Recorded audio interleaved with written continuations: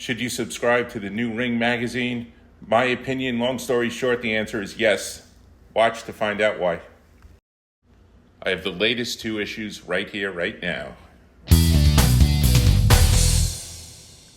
In the July issue, Naoya Inoue is featured on the cover. Now, about the cover, the June issue with Foreman is a reproduction of a painting that I understand was commissioned just for this magazine, and it's really good. I'd love to see how that looked, on a canvas. And the Inoue cover, I'm not sure if it's a painting or if it's some kind of AI. I have an older issue of Ring magazine that Inoue was also featured on the cover, and it was in that kind of anime style, and that was very cool. And it's also a reminder that Inoue has been featured in Ring magazine for years, and he's been on their pound per pound list since 2017. There's a great article in this July issue by Al Bernstein, in which he talks about Inoue and why he should be considered one of the best, where a lot of people tend to overlook him. There's also a good column called How to Watch Boxing by Adam Abramowitz. He explains how the judging is scored and what officials should be looking for when they're scoring fights, which is something that's always debated.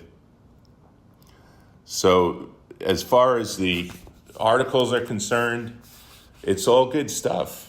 I think I read it cover to cover. Not in that order, but over the last week I read the whole thing. And of course they still have the ratings, the Ring ratings, men's and women's. The women's ratings are a relatively new thing in Ring magazine. I don't think it started when Turkey took it over. I think they were doing it a few issues before they canceled. All right, in the July issue, the First Time column is about Lennox Lewis. There's a very good article by Steve Kim on Manny Pacquiao. And the other thing I want to point out is that the magazine itself is it's printed on very thick paper. It's not as glossy or magazine-like. And I understood that they printed it in Saudi, but apparently they don't. Apparently they printed in the United States.